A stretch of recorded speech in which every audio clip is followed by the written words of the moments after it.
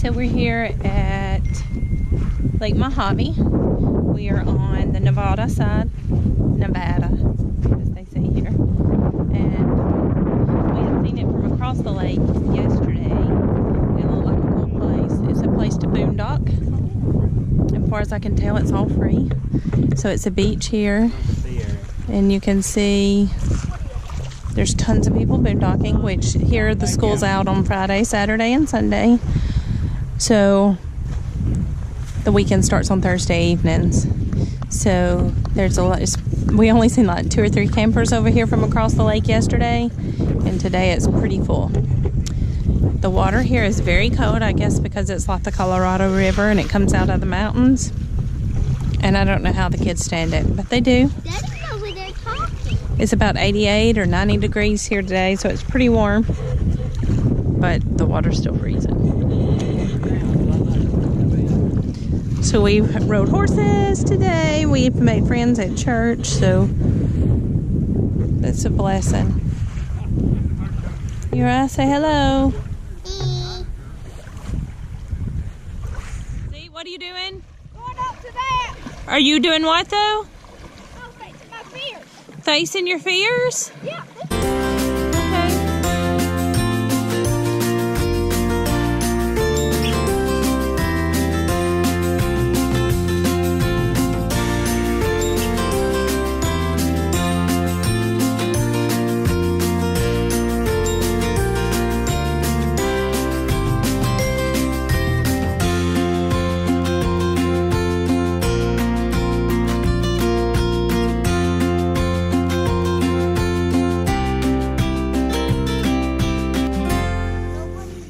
So something that we're reminded of quite frequently, and people always ask us a lot of questions about, is one of our parenting techniques that some people agree with and some do not. But we don't allow for our children to have any electronics or social media, and the only access they have to the internet is in our living room on our desktop, or in that back room in the desktop computer. It's only in a general public area. We've encountered various positions on this, but for us, and the reason we decided to do that is we feel like there's too much out there and you can get to bad places too quickly and too easily. And once you see things, you can't unseen things. But as far as the electronics, I feel like that when they get grown, that they will learn all that much too quickly. And that we don't give as a society, we don't give our children enough opportunity to just be kids. So we don't put that in their arena. We encourage them to play outside and use their imaginations and play in the sand and build forts and throw rocks and ride bicycles and learn and grow. What do you want to say about it? I think you covered it pretty well. What's your opinion about it? I agree. I think we should go swimming sometimes, because she never lets us go swimming. We don't let you go swimming? I So think you've been swimming. that you've been swimming. You won't let me swim. The water's like 45 Look, they degrees. can see you in your no shirtness. I don't really care. The water's like 45 degrees, and you feel like a popsicle. Can I go swim? See, no, you need to warm up before we get in the truck. I'm thirsty. Well, if you're hungry, we're going to have to go back to the camper. Hungry. Yeah, we're going to have a good Colt. supper called bologna sandwich. Do you feel like you're a deprived teenager for not having social media or internet access? Very, very deprived. You're very deprived? Yeah, I'm depressed. You're depressed? Yeah, very deprived and depressed. Double D. Huh? Yeah. Why? Because it's a nut. I'm joking. No, I don't feel deprived. I think, not that I don't like it, but I mean, I agree with her because, I mean, you take kids today, and from the way they dress, and, you know, the technology they have, the phones they have, you know, they're way more socially sophisticated than our parents were, you know, just 20, 30 years ago when there wasn't even phones around. And I think that's part of the reason why people say that, you know, kids today are so different and so far behind in the way they think, the maturity levels and stuff, is because they're made to mature in such a way that they never actually mature themselves. They just go from being born to having to be an adult, or in being exposed to adult things. So, and I think that that's part of the problem. But I don't feel, I mean, like she's talking about, and I mean, we've had Kindles before, and what we want to do is we want to sit in the house and play games on them. And if we don't make ourselves not, or put them where we can't get to them, then that's all we do.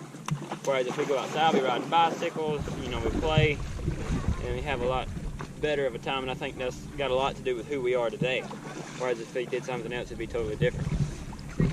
I think you covered it pretty There's well, a 15-year-old's take on not having electronics. Yeah, 15. I believe there's headhunters on that island over there. I hear them playing the drums. Don't you? I don't hear headhunters. I hear I it. do hear drums. That's the headhunter drums. Sounds just like the ones on Gilligan's Island. Yeah.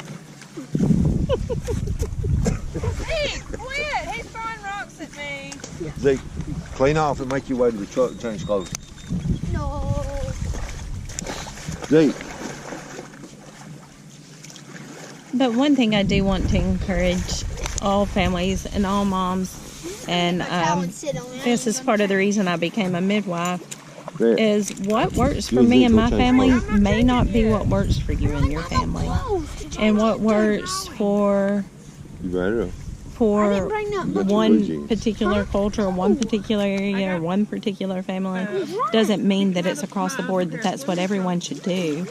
And I in no way endorse that at all. I believe that God gave me the 4 children that He gave me because I was made to be their mom. And Stephen was made to be in their life as well. And we were given the gifts and talents and personalities to fit our children's.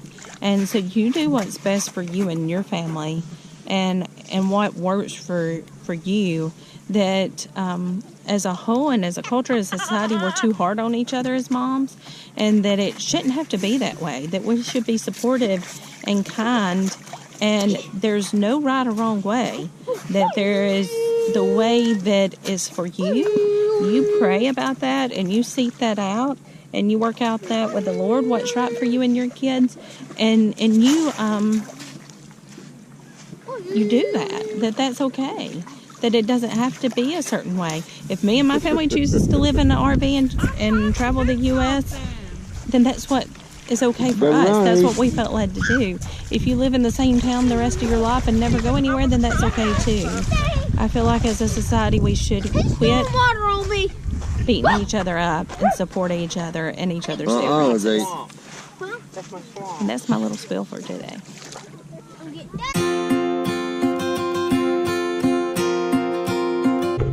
Finally made it to the rock. From right over there. Everybody jump off the rock when it's freezing cold. If there's a rock like this, you better just jump off of it. Because the only way to get over it is to get gone. Ready? So all you do. 1, 1, 2, 3. Gallop!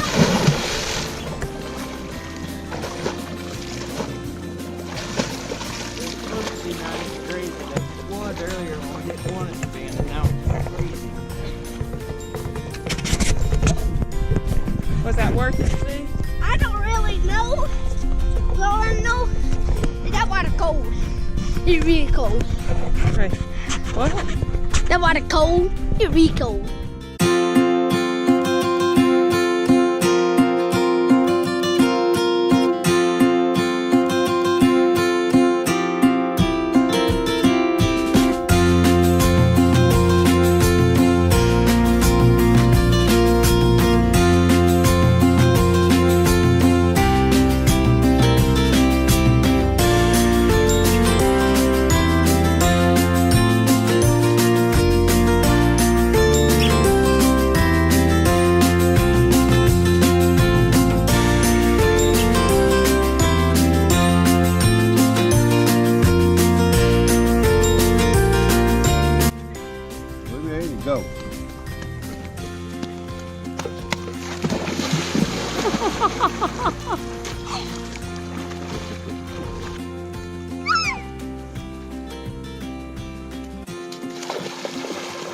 She stops as soon as she That was gets there. terrible. That was good, baby.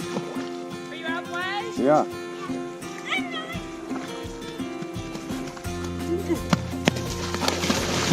Flat-footed Flossie.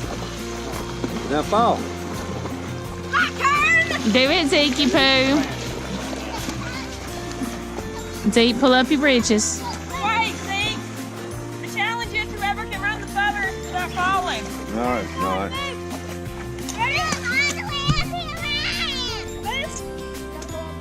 No, you don't. Go.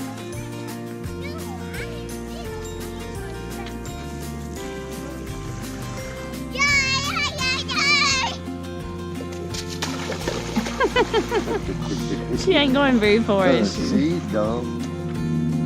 Right there. Is she out of the way? Yeah, go. We got a little bit of sunlight for a little bit.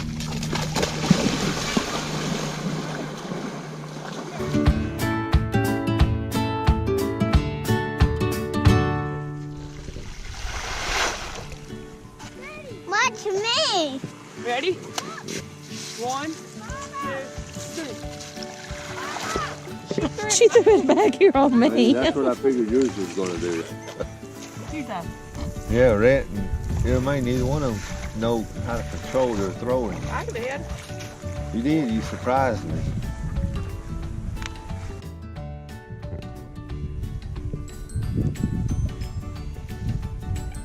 You want to do it? That's what? Sand pitcher.